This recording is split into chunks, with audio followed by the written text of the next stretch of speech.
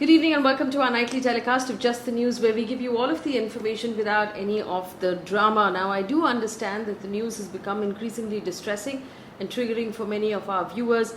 So a blanket trigger warning on the bulletin today, it remains grim. But it is our job to tell you the truth without any sugarcoating or any of the frills. So let's get straight to it. Globally, the death toll from COVID has now crossed 3 million or 30 lakh. The US, Brazil, India and France have reported the highest death toll. The US's death toll alone is at 5.6 lakh, accounting for about 1 in every 6 deaths for COVID across the world. Deaths now across the world are coming in at about 12,000 per day on an average, with 7 lakh new cases being reported every day. India has recorded 2,34,000 new COVID cases in the last 24 hours and a highest number of deaths at 1,341 in the last 24 hours. Now, every day we seem to be crossing that number. This is the third consecutive day when we've reported over 2 lakh cases. India is reporting more cases per day than any other country in the world.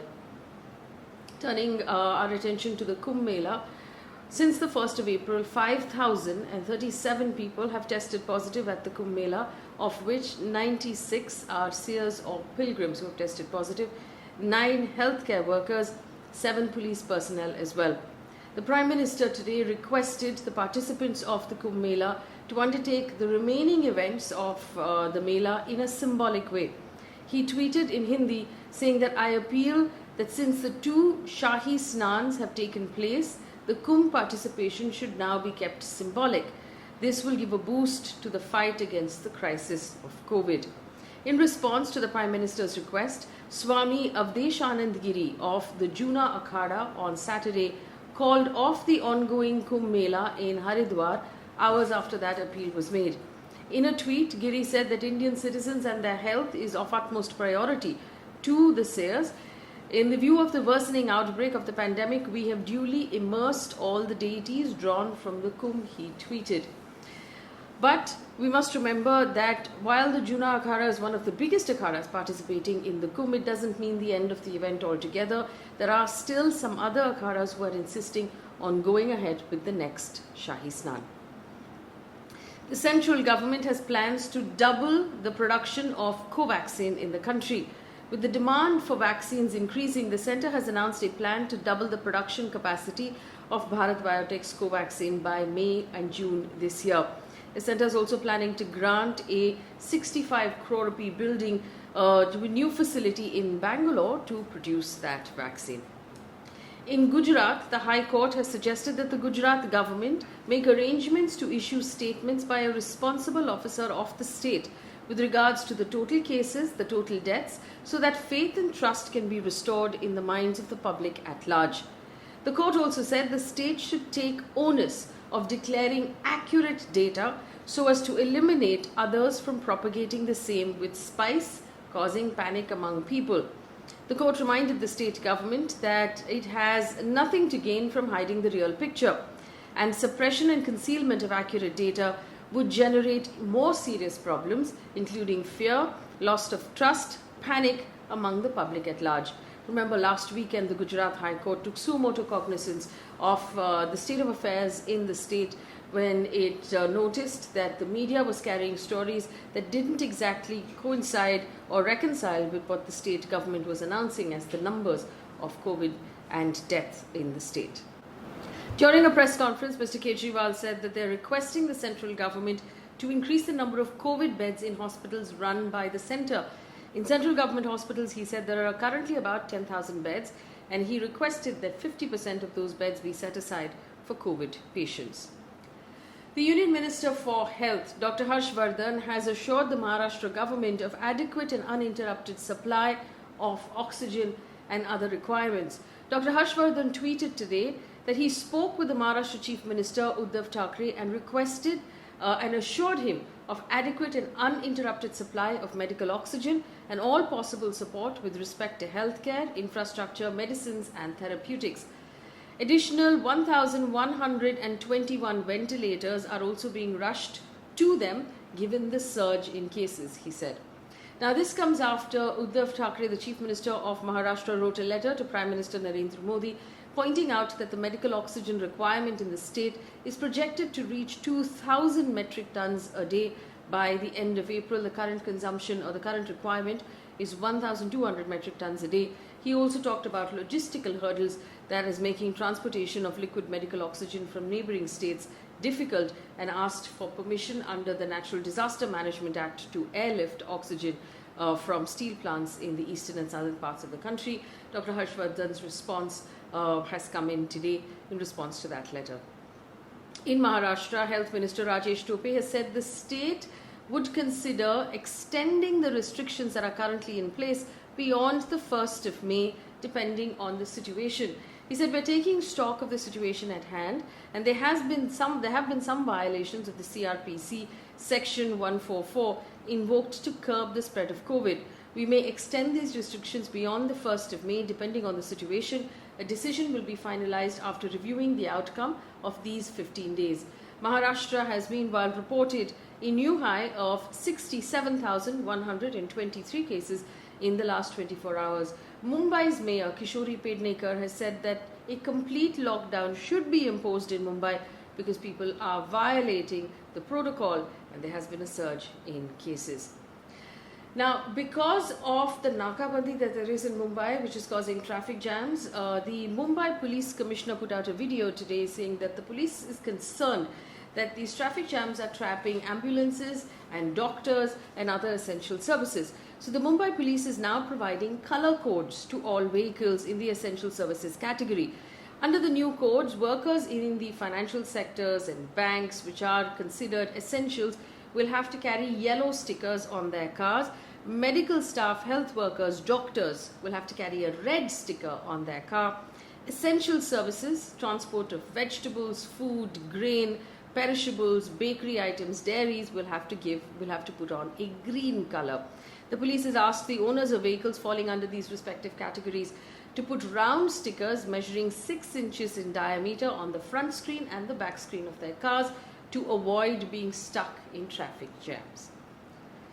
In Bihar, a disturbing video has emerged of several people rushing out of the railway station at Bihar's Buxar station to avoid being tested for COVID. The Chief Minister Nitish Kumar recently announced that testing had been arranged at railway stations in Bihar to screen those people coming home from other parts of the country. We know that there are several now labourers who are returning to their home states because they're concerned about the possibility of a lockdown. According to a local civil officer, councillor in Buxar, he said, and I quote, "When we stopped them from leaving, they started to argue. There were no policemen at the station during the incident, and later one policeman came and said she was helpless because she was alone." Tamil actor, comedian and Padma Shri recipient Vivek has passed away this morning at a Chennai hospital after a cardiac arrest. He underwent an angioplasty and a stent procedure for a complete block of his critical blood vessel, but he unfortunately passed away. He was 59 years old and he had acted in 200 movies. Actor Deep Sidhu, who was arrested in connection with the Republic Day violence at Red Fort during the farmer tractor rally, has been granted bail by a Delhi court. Deep Sidhu said in court that the right to protest is a fundamental right. That is why I am here. Neither I indulged in any violence, nor did I urge anyone to indulge in violence either. End quote. RJD President Lalu Prasad Yadav, who was convicted in 4 cases related to the fodder scam, has secured bail in 3 of those cases from the Jharkhand High Court, paving way for his release from prison, but there's still 1 case pending against him. The case pertains to the fraudulent withdrawal of 3.5 crore rupees from the Dumka treasury of the Animal Husbandry Department between 1991 and 1996 when Lalu Prasad Yadav was Chief Minister of Bihar. Let's take a look now at news coming in from across the world. New Zealand has announced a proposal to outlaw smoking altogether for the next generation in a bid to become completely smoke-free by 2025. Now, these rules include a gradual increase of the legal smoking age to ban cigarette and tobacco sales to anyone born after the year 2004. The country is also considering a significant reduction in the level of nicotine that will be allowed in tobacco products, prohibiting filters and setting a minimum price for tobacco, restricting locations where tobacco and cigarettes can be sold. There has been some criticism against these proposed regulations, arguing that small stores that sell tobacco will be pushed into bankruptcy, and this will increase black market sales. In Cuba, Raul Castro, who has headed the Cuban Communist Party, has said he will now step down. This marks the end of an era of the formal leadership that began with his brother Fidel Castro after the country's 1959 revolution.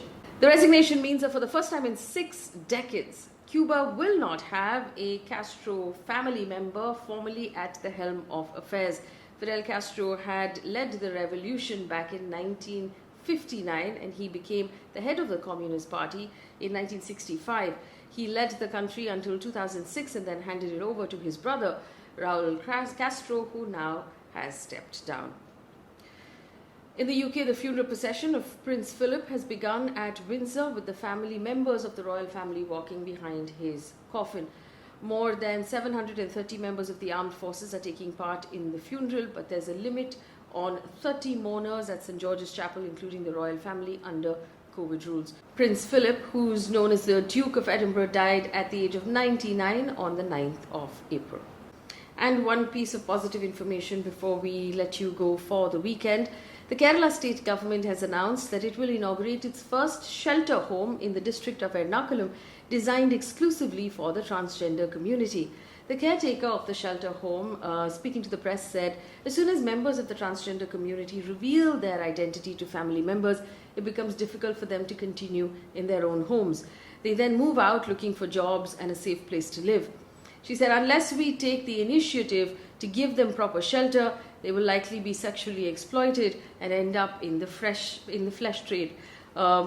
It's a very commendable effort on the part of the Social Justice Department to sponsor an exclusive shelter home for the members of the transgender community in the state. End quote.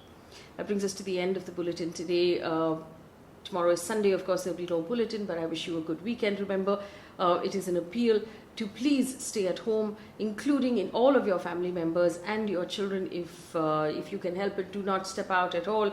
The COVID crisis in our country is extremely dire. It is putting tremendous pressure on our healthcare professionals and on resources of our healthcare system. Doing a massive favor to them would simply be staying at home. Thank you for watching. Good night.